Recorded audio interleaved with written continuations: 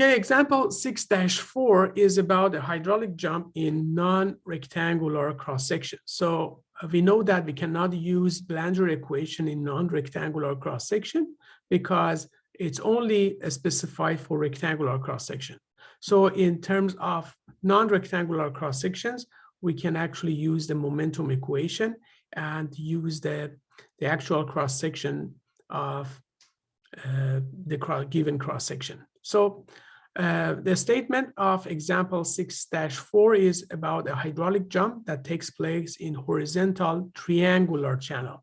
So you need to be careful that what is the cross-section with a sidewall slope of 1 vertical to 1.5 horizontal.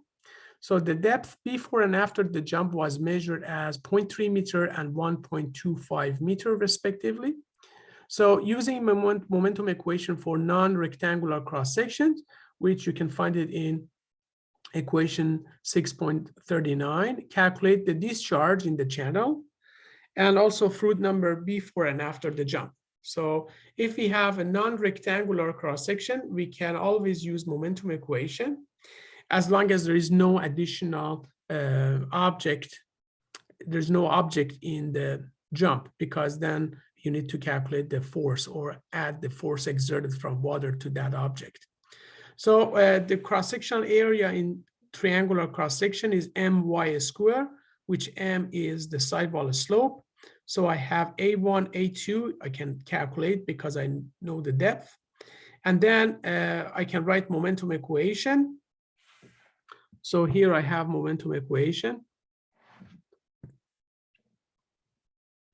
using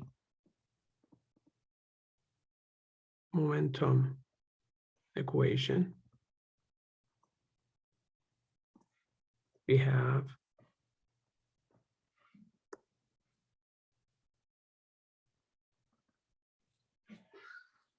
q squared divided by GA1 plus, now we need to calculate y bar. In triangular cross sections is 1/3 from the surface. So we measure y bar always from water surface.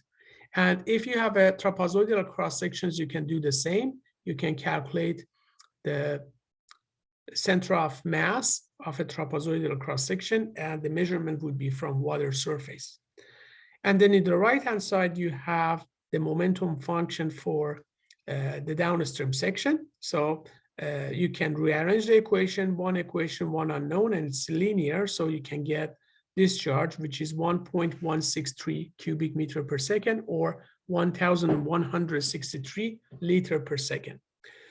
Again, you need to be careful that the channel cross section is not rectangular, so we cannot use fluid number equal to V divided by square root of GY. We need to use the general formula, which you can use this general formula for rectangular cross section as well.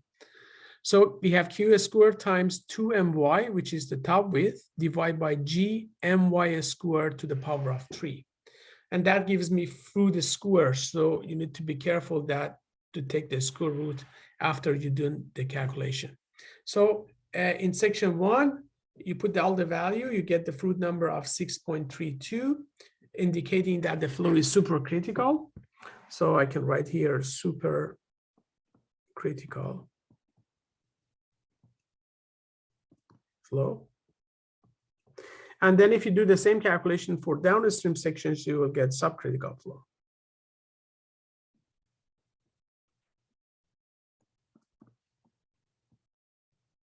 And you can use the same equations to find out what is the critical depth in this cross section.